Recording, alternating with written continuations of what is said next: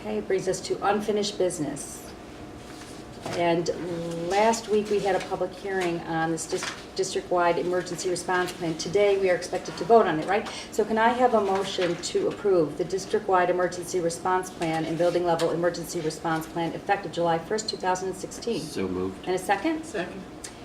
Jen, is there anything else that we need to know or discuss with this? Our next steps are to send it to New York State Safe Schools, and then they will approve it, and it will be in full effect Okay. after July 1st. Anybody on the board have any further comments or questions on this? Okay, we have a motion on the table. All in favor? Nice work to you and your committee. That's a lot of work for that, so thank you. It really is. And that brings us to new business, and we have another hearing that we have to open, and this is the school breakfast program, public hearing to discuss continuation of exemption in 2016-2017. Correct? This also is a legal requirement for the board to hold a public hearing for any public input, if any is warranted. And seeking permission tonight to go out and do a survey of our parents of elementary school, K through 5, who will be the K through 6 parents for the following year, see if there's any interest in a breakfast program. The breakfast program, we need to have at least 33% of the parents respond, and 80% of those people have to say they would not use the breakfast program 3 days a week.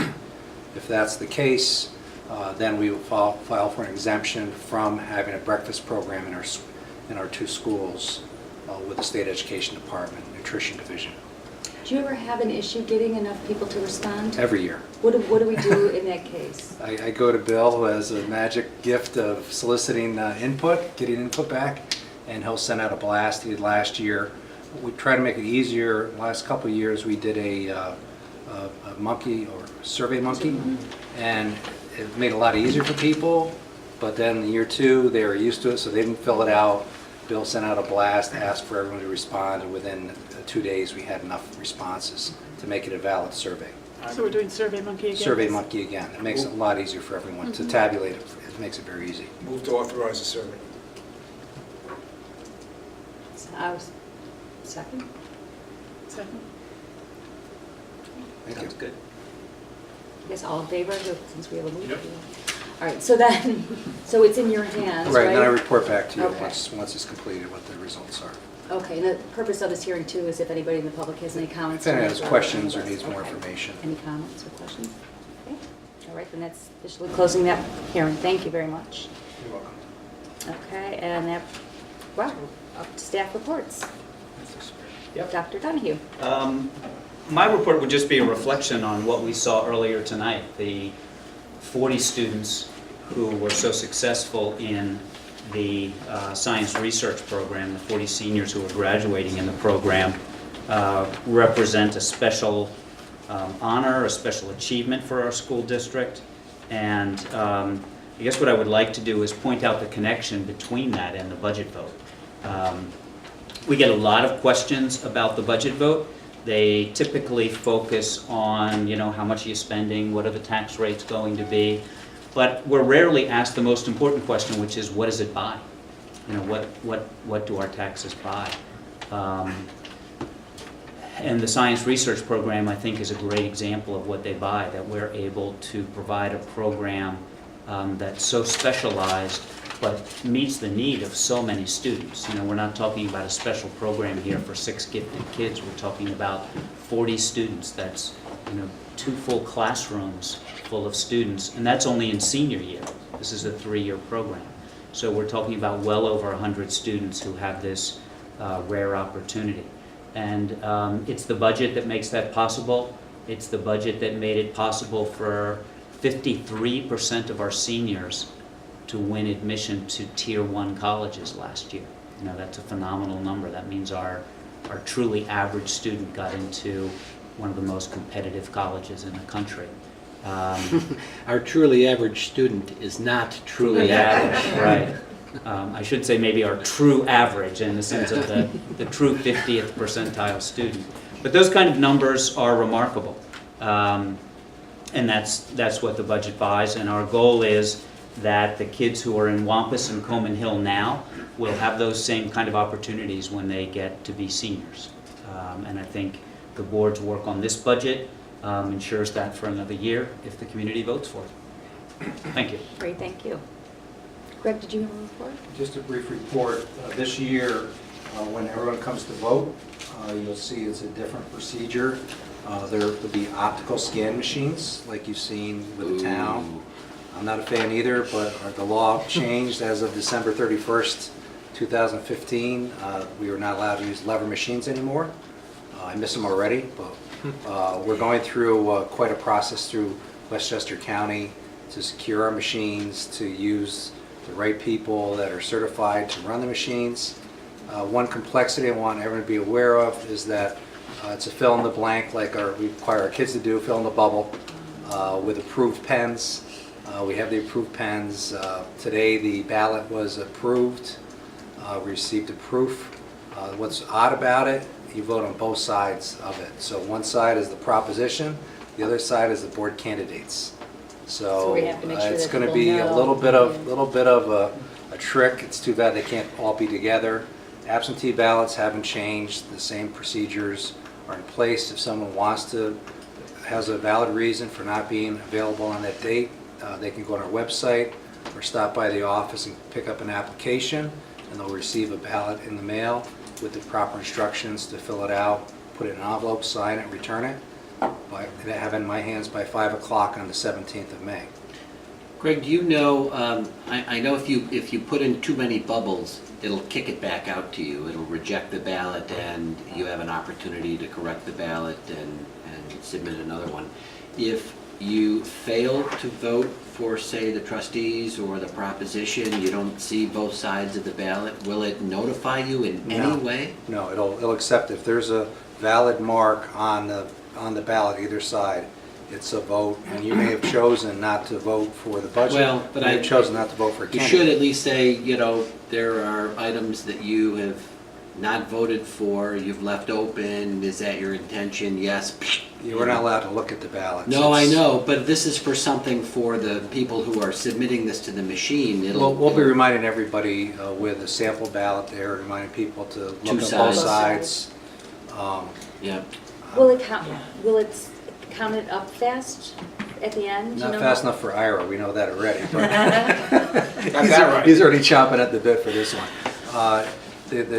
The actual ending of the process is printing of this 6-foot-long receipt that gives you the votes. What we won't have at that time, if there's write-in votes, Right. we won't see those until literally the next day. Because the machine goes back intact to the county.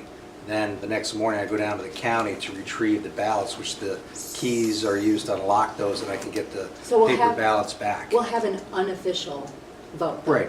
At the end, okay. And if we need to, we'll modify the minutes after that. Okay. If something unusual were to happen. Highly unlikely. Not hearing a lot of talk about this budget because it's so low and the tax rate is very favorable. We still need everyone to come out to vote. We still need people to vote. Yeah. That's right. I mean, so the board will still You approve still- Yeah, that we'll night? still do what our process Okay. is. Okay. All right. Thank you. You're welcome. Okay, and Tim? Yep, I have a brief slideshow. Just got it up here.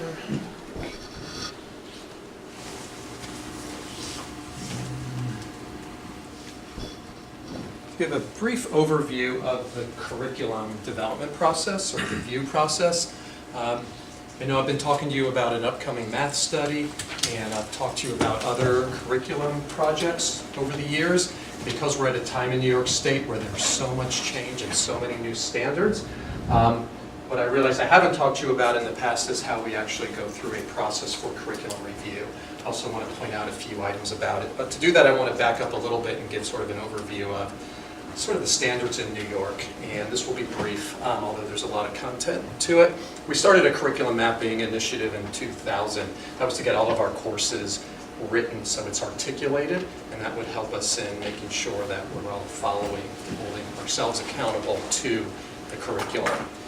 Back in 2003, we had a Tri-State Consortium review of our math program in anticipation of some upcoming changes in state standards, and that occurred in 2005.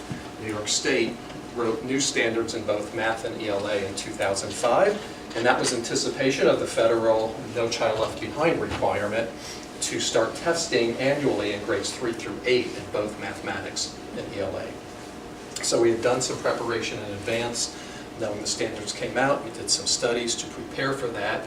And then that was a long process. That's a multi-year process of adopting a new math program, of doing a review in grades 6 through 12 of our mathematics, and also a K-12 of our ELA program, and updating our curriculum maps and reviewing. Then 5 years later, it's the announcement of the Common Core, also coming from a mandate from the federal government with Race to the Top, and New York accepting the grant, applying for the grant and getting that. And also in 2012, the Common Core was implemented, and then again in anticipation of the new state test in 2013. So we had to engage in another review of our curriculum in kindergarten through 12th grade in both ELA and mathematics, updating our curriculum documents, doing professional development to train teachers in what the new standards are and alignment of our curriculum. So the story on this slide is, between the first half, the early 2000s, we did a whole review of our curriculum and changes because of the change in the state standards, and had to repeat it all again 5 years later. Now to give a glimpse of the future, Groundhog Day here. So New York State, as you know, the governor did a commission, and we did a survey in New York State to review the standards, and the governor put together a standards review committee who's looking at the Common Core again. So New York State announced a curriculum, that there would be curriculum revisions in 2017 based on new standards, and again announcing new tests in 2019. So everything we did before will need to be repeated again with K-12, ELA, and mathematics. We don't know the extent of the changes at this point. It's early in that review process, but we'll be going through the cycle again. On top of it, and what's really unique now, is it was always ELA and mathematics in the past. New York State also has adopted new social studies frameworks, K-12, has developed and is still developing new science standards. They're going to have a new test in social studies at the regents, social studies regents, and they've talked about the development of other tests in the future. So there's a lot happening at once. It is a lot to be working on. And to give you a sense of what we're doing, we're finishing up a 3-year study K-5 of our ELA curriculum, our literacy curriculum. We are implementing a new STEAM curriculum, K-12, starting now and into the next few years. We've been reviewing and revising the social studies curriculum based on the new social studies frameworks. We are studying and planning for a new math program, K-5, and hopefully implementing a new program in the next few years, as well as anticipating some changes in science. We don't know what that is. We have been doing some work already in science. These are just some of the curricular initiatives that are currently taking place in anticipation or as a result of these curricular changes, which is a lot of work on the system. What I want to talk about briefly then is how do we do curriculum review? What is the process? And there's essentially a 4-phase process that I use for curriculum implementation. It's not always so linear. It's adjusted based on real-time analysis and what we develop in there, but it cycles through these phases, and it might even cycle within a phase. Just to give you a sense, I won't go through all the bullet points, but I'll just talk about a piece of each phase. For example, in the study and planning phase, we'll look at achievement data. Right now we're looking at starting our math study actually this week on Thursday. We start the K-5 math study. And we look at achievement data. We look at our state test data. We look at local assessment data, some of our benchmark assessments. That will give us information, for example, on where we've been successful with our current program and where might there be gaps. Where might there not be alignment with the new standards. So what are we going to need to really look for? It helps us prioritize in our new review of a new program. That's an example of what we do in phase 1. In phase 2, one example is in the process of implementation. We just don't implement and walk away for the year. We collect evidence in real time. So as it's being implemented, we'll look at benchmark assessments, we'll look at student work samples, and as a result, we may make some adjustments to various pieces of the implementation process. We may, for example, provide some different professional development opportunities for teachers based on what we're learning from the implementation. We evaluate the curriculum at the end of the year, of the implementation process, and then we do some reflecting on what we've learned in terms of assessment data and the implementation, and we may revise and refine. For example, we may make changes to the scope and sequence. That could be reordering some topics, say percents shouldn't fall at this point, we need to move percents earlier to give kids more exposure to percents in the curriculum. That would come out of our analysis of the review process. So that gives you a sense of some of the stages, and again, we may cycle even within a stage depending on real-time analysis. And to give you a sense of where we're headed, this is just a draft of next year. It's gotten so complex with all the different curricular projects that I actually have to start mapping it out for myself so I can keep track of where we are. This is just my first initial take as we're planning professional development for next year of where we are in these different pieces. For example, I'll just take the Wampus literacy. You see it's under two phases because we actually have a three-part implementation phase for this because the curriculum is very complex in literacy at the elementary grades. We did one part of it this year. So we were at the implementation phase this year. One part of it will be at the evaluating and reflecting on that first year implementation next year. We'll also next year start implementing the second phase of the literacy curriculum. So you can see that we're juggling a lot of issues right now because of all these new standards that are coming at us at one time.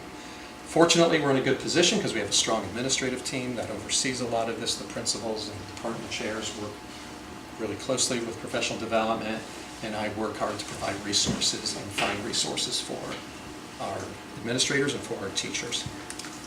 So that would give you a sense of the complexity of the curriculum review process, but also wanted you to be confident that we do have the time and the resources that we really put into it the best we can. Quick question for you about the state. So Yeah. theoretically, the state is supposed to come up with a set of standards, and then we have the flexibility from a curriculum standpoint to work around those standards how we see fit based on the right lesson plans and the right sequencing. I guess with ELA and math over the last couple of years, it seems like, at least from an outsider's perspective, that the state shifted a bit to being much more prescriptive, much more exacting through the Engage New York modules and lesson plans. Not that anybody forced districts to follow it, but there was much more prescription out there. When they come up with science and social studies and then revised math, is it going to move back towards, I think, the equilibrium that a lot of people were talking about, or is it going to still be very, very prescriptive? Sure. My sense from what I'm hearing the science is that they're really listening to the field because they keep adjusting the timeline.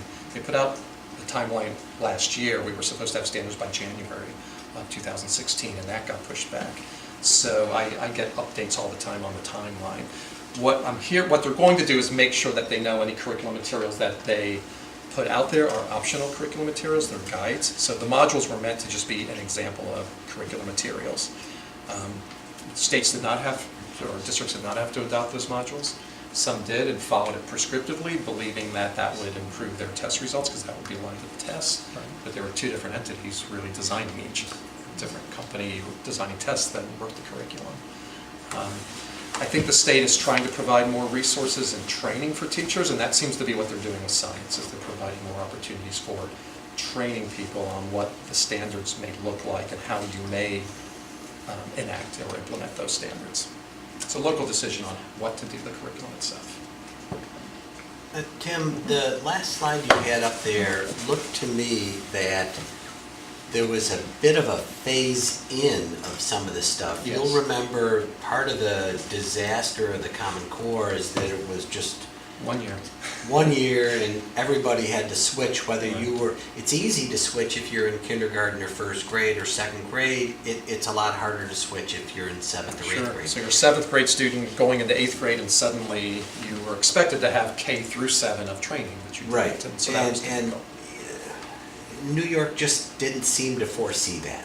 No. But this looks like it has. Can you speak to, whether or not this has, or to what extent does this have the sort of the phase-in flavor, and what amount of that is within our control? Sure. Well, we have some control. You can see up here, for example, this when you see alignment, I think you see it with 6-8 here. Well, that's the revise and Yeah. refine, so that's going Yeah. back from phase 2. Sure. Yeah, the main what I'll say about science, let me talk about the science for a moment. Another holdup on the science is that I'm hearing debates on how they're going to implement this new science standards. So I'm hearing that they may do something like kindergarten and third grade they'll start with. And then they'll do first and fourth, and they're gonna maybe implement it that way. I'm not sure when they're gonna get to high school. So I'm hearing a lot of debate on this, because I've been talking to people who have connections with Albany or who are working on some training modules through BOCES. So I think they got the message that they need a phase-in period. Right. You can even see, going back to this timeline, the fact that they are going to be reviewing the standards, releasing the new standards in 2017 with curriculum suggestions and training, and it'll be 2 years until they start a transition to the 3 through 8 tests. Now, I'm not sure if that's going to be all at once again, or if they're going to phase it in. I have not heard that yet. So that's something we'll have to pay attention to. I think that's going to depend on how many changes they make to the math and ELA standards. Initially, I thought they may not make many changes, but I actually don't know. It might be dependent on how the opt-out Well, yeah, comes out this past testing round. So that I'm not sure of. But they seem to have gotten the message with science, because they keep delaying the science decisions. So I mean, I'm getting the they- sense they really are trying to figure out how to be responsive to the The field. more they change the curriculum, the more they have to phase it in. It seems like math has changed so much over the years. It has. I thought it was sort of getting in a good place, but now you're saying that they're. I thought so too, and I'm not sure if they'll end up changing it much. Okay. Even in here, I left out, some of you may recall, I don't know if any of you had high school children at the time, even before this, we had math A and B was in there in the early 2000s. That's what I think also led to the changes in the standards. K-12s, they realized, oh, we sort of can't just change high school and not change Right. the elementary and middle school. I'm sure the AP curriculum continues to evolve naturally, but are there any significant changes to the AP curriculum that you have to deal with? Or? There has been, yes. There's been a lot of changes to that and test changes that have happened. They're communicated really well through the College Board. They do a good job at providing a lot of information and doing that phase-in over a long period of time. So there was a test that was changed this year. I can't remember which one, but there was a new test this year. And that was a multi-year process of informing the field and getting input and putting out a lot of training for them. That's good.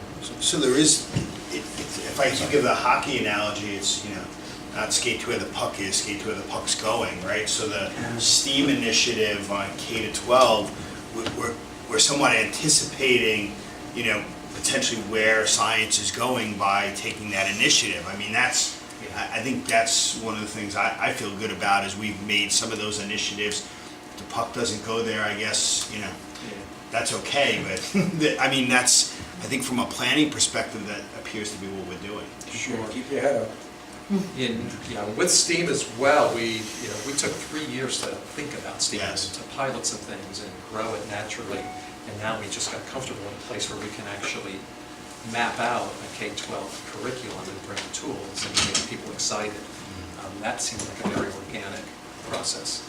But- And we had control over that. Understood. And I'm hoping the state just lets us do that. By the time they get to STEAM, it'll be another 20 years. There'll be something else there. There was talk about, gosh, it must have been like 8 years ago when we started to do education for sustainability. I started to hear talk about the state, maybe we should talk to the state about drafting standards, and we're like, no, we don't want the state to draft any standards, because then they'll start testing it, and then it's going to ruin everything. Right. Let's just let districts do it our way, and that's sort of what's happening with STEAM. This is really helpful. Thank you for Yeah, doing it, taking us through that. typical wonderful, clear Yeah. report. Thank you. Really great. Thank you very much. Thank you. It's a complete report of the mess, right? Yes, I tried, and I had about 5 drafts of this, and Yeah, there were some I didn't show you, some I deleted, too confusing. That was But great. thank you for your time. Really, really good. Thank you, Tim. Jen? Just a quick update about the calendar that goes out to the public with all the school events on it. We had a meeting yesterday with all the principals, the PTSA, Tim and I, and put together a draft using a Google document of what that calendar is going to be like. We're in pretty good shape. We're waiting for some state tests and to see what we're going to do with this rollout of use of the computers for some of these state tests.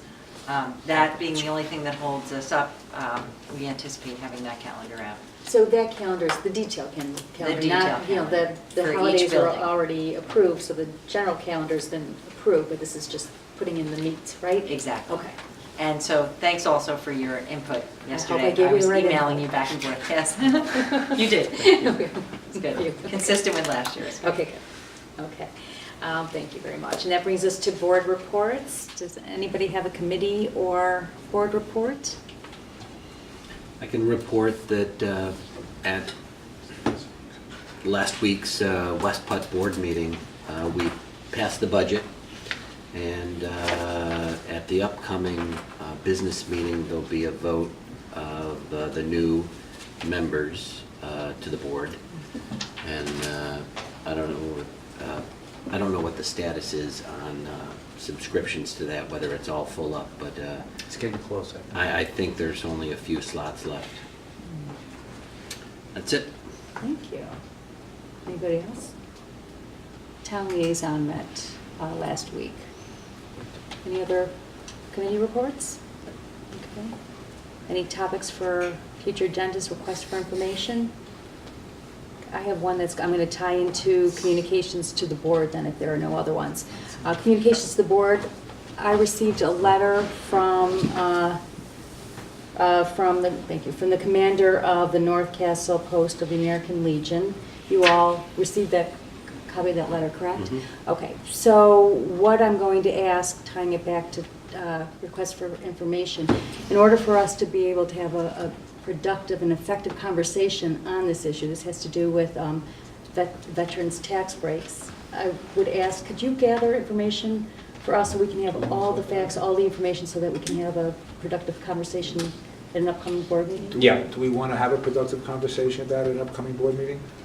Yes, I think we do. We do? Well, I think I can give you a report on at least what its meaning and implication is. We need They have not background. expressed an interest in coming, Yeah. so I think it would just be a matter of us deciding if we even want to act. We need just the background information so we know what we're talking about, and then we can decide. I think the toughest thing to figure out, Greg did some work before we started on the budget, timing's good because at least the budget is done and we can look at it again, is the big question, I think, before we think about it in terms of knowing what we're thinking about is, you know, what would be the impact on a taxpayer? I think if we're going to consider this, maybe we should consider other exemptions as well. Yeah. Well, we're going to, that's part of our discussion in the future. So what I'm asking for is if we could have all that information so we can at least go in there and decide Okay. if we're going to proceed or All right. with the conversation. We're not at this informational point on the agenda, we're not going to be asked to make a decision at that point, because I don't know what I don't know. Exactly. Right, No, what right. I'm asking is for him to give us the information so that we can, yeah, it won't be a decision necessarily. After we all know what we know, we Right. can think about. Exactly. making- Yeah. What Makes next sense. steps could be.